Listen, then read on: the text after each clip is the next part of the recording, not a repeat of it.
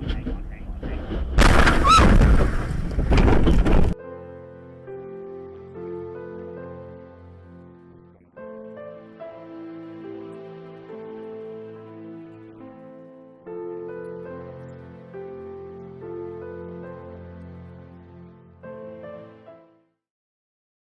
we are live at the 360 Vegas studios with Trooper Wellman and Trooper Smacka here with Trooper Talk. So a lot of things are happening. So Las Vegas is now opening up in the summer and all that type of stuff.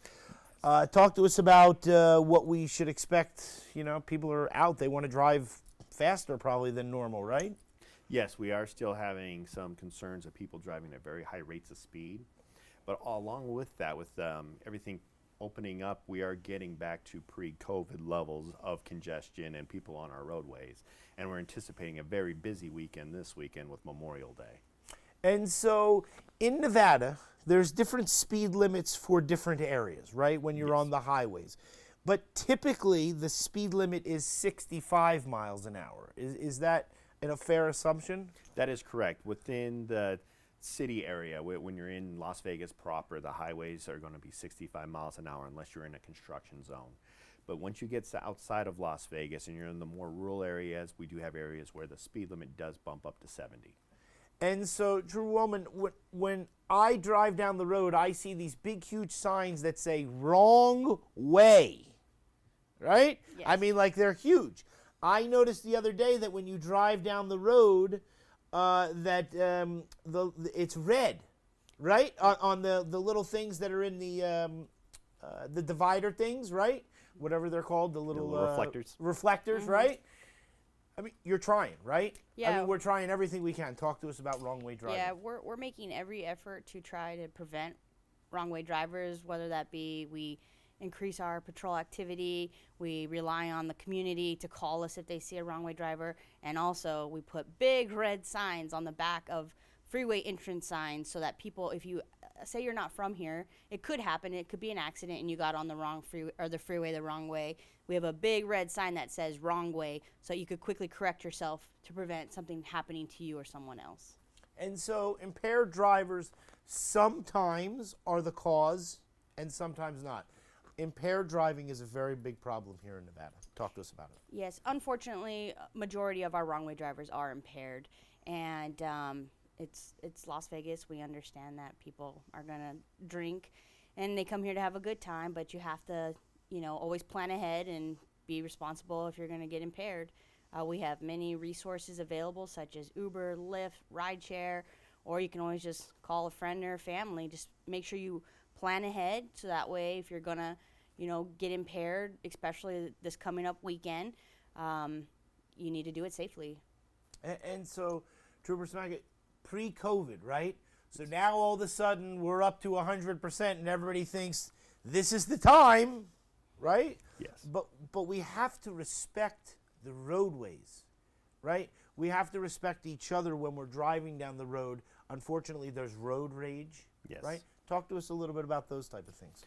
Yes, especially now that we're getting to pre-COVID levels of traffic congestion and we're getting a lot more visitors coming into Las Vegas to have a good time, and we all have to share these highways.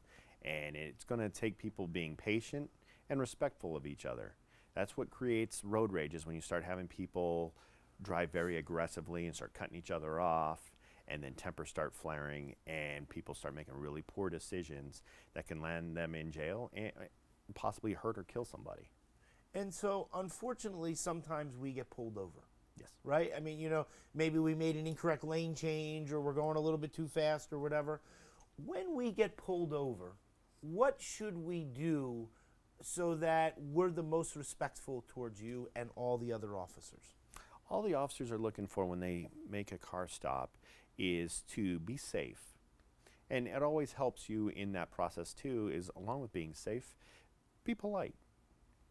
We don't expect anything more than that. We would expect to be treated how we treat others, and we expect the same from anybody we stop. What I always tell people when you're stopped by the police, it always helps to make sure you have your hands where we can see them. That's what's important, because we don't know who we're out with yet. We also ask that once you're pulled over, just have your hands on the wheel, maybe roll down your window, put the car in park, and we'll come up and we'll direct you what we need. We don't necessarily need anyone going through their glove box or the middle console frantically looking for documents ahead of time. Because like I said earlier, we don't know who we're out with, but all we can see, I can't see who's in the car, I can see shapes and movement. And when I'm approaching a vehicle and I'm seeing a lot of jostling around inside the vehicle, it might make me feel a little anxiety, like what am I walking into? Is this somebody frantically grabbing a gun, or what are they doing? Whereas if you stay calm, keep your hands where we can see them, we'll come up and we'll direct you to what we need.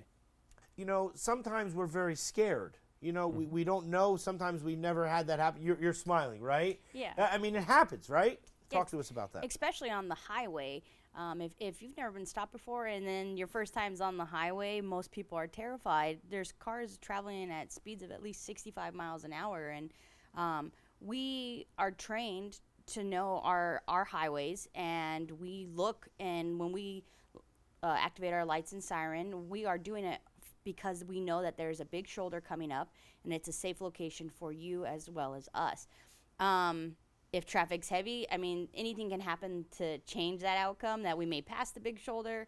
If there's ever a time that you do not feel comfortable on the highway, it's okay to just go ahead and decrease your speed to a speed where you won't cause an accident or get an accident. You can always activate your hazards and then just safely exit the highway if you really feel scared for your safety. And we'll stay right behind you, and then just go ahead and pull off the nearest exit, and then we'll initiate our traffic stop from there. But just make sure that you do some kind of indicator to let us know, whether it be a turn signal, a hazard light, or you're just decreasing your speed, but not looking like you're evading us. So Right. that way we know, okay, they're probably just exiting the freeway because they don't feel like they're in a safe location. Right, Yes, and that's a great point. yeah. It happens pretty routinely where it will seem as if somebody doesn't want to pull over, and then we'll see them get off at the exit, and we'll find out they didn't feel safe stopping on the side of the highway, and there's nothing wrong with that. But just like Trooper Wellman talks about, we know the safer parts of the Yeah. highway where there's wider shoulders, and sometimes that confuses people too, is we'll spot a violation, yet we may follow the card for some time before we actually engage in a traffic stop. And that's purely because we're also looking for a safe place to pull over, and we're not going to pull over somebody immediately when we see the traffic violation if it's an unsafe place to pull over. And So I we're th- well aware of that too. Yeah. Yeah, no, I was just going to say, and we talked about that before, whereas, because we talked about, excuse me, does someone pull into the left-hand side or the right-hand side, and it was very explicit to the fact that it's important that you as troopers know where you're pulling someone over so that it's safe Yes. for someone so that you can engage to do business. Let's talk about doing business. The move over law. You know, I mean, sometimes you don't have very much space, and so sometimes you're on the right-hand side in the passenger side, sometimes you're on the driver's side. Talk to us about the move over law. Yeah, so the move over law is for anybody that's on the shoulder. If you have your amber lights activated, your hazards, if we have Department of Transportation trucks out there working, as well as emergency vehicles. If we are in the shoulder and our lights are activated, if you're approaching and there's enough room for you to safely move over, that's what the move over law is. You need to at least decrease your speed if you can't safely move over. But if you can, it's greatly appreciated, and we do enforce that here in Las Vegas, or in Nevada. In Nevada, right? Yeah, in Nevada. And we just had the tow truck driver unfortunately lose his life, right? I mean, Yes. when we are behind the wheel, we don't realize that we're putting everyone else's life sometimes at risk when we do things. And so we appreciate both of you coming in. Talk to me about summer when we're going away. Few things that we want to check for the car, right? We want to check the air pressure, maybe have a bottle of water, Always. right? Yes. People are going to be going away now because of the camping, right? Few tips for us. Yes, you nailed two of the important ones. It's very important that you check your tires, as we see a lot of tire blowouts during the hot summer months. When tires start to dry out, wear down, aren't properly inflated, you're going to get a lot of people having car problems based on tires. Another big one is making sure you have proper coolant in your car so your car doesn't overheat.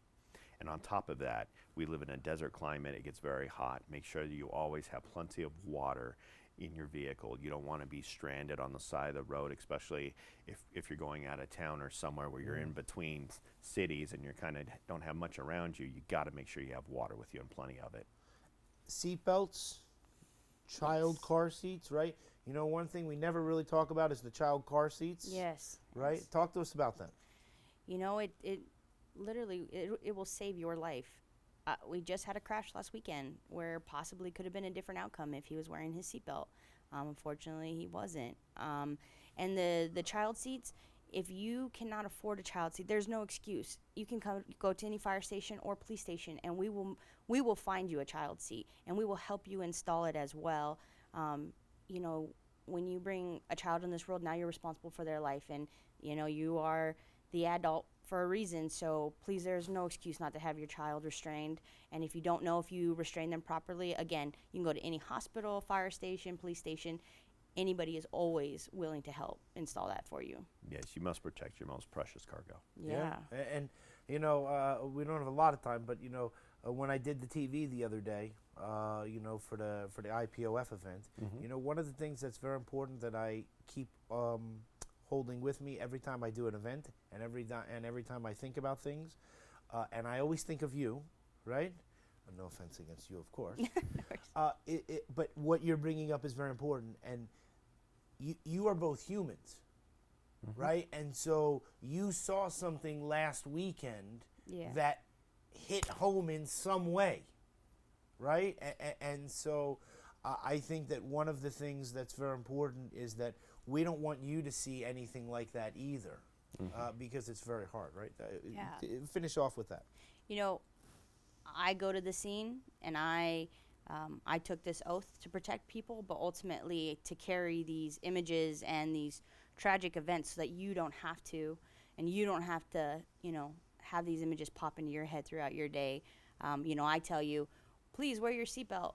But really what I'm saying and what I'm thinking in my mind is of this accident last weekend of this individual who didn't wear a seatbelt and got ejected, and the intensity of the whole scene itself. And so me saying wear your seatbelt is really, there's such a story behind it. And there's, you know, I've been doing this for almost 10 years now, so I have hundreds of these scenes, unfortunately. And I'm okay with that, carrying this burden for you so that people like you don't have to see those kind of things. But just please wear your seatbelt. I just you know, please slow down. Please think twice before driving impaired. Like, it's just not worth it ultimately. If you could see what I've seen, you would understand why I ask you, I beg you to please just think twice. Like Trooper Woman's talking about, she just finished a press release on a guy who was out driving his truck, didn't wear a seatbelt, overturned, was ejected, and crushed by his vehicle. You can't foresee what would have happened otherwise, but had this person been wearing their seatbelt and not been ejected, it's likely they would have survived. Yeah. So wear the seatbelt. Let's be safe, you know, together. We appreciate you coming. You know, the importance of this, which is the important thing that we keep talking about, is if we can save one life, one person that's just going to listen to the message that we keep saying, that one person spreads to another person. So we appreciate you coming. Thanks so much. Okay. Thank you for Thanks for having having us, Neil. All right. All right. Well, be safe this weekend and be safe always. Okay. Thank you. Bye.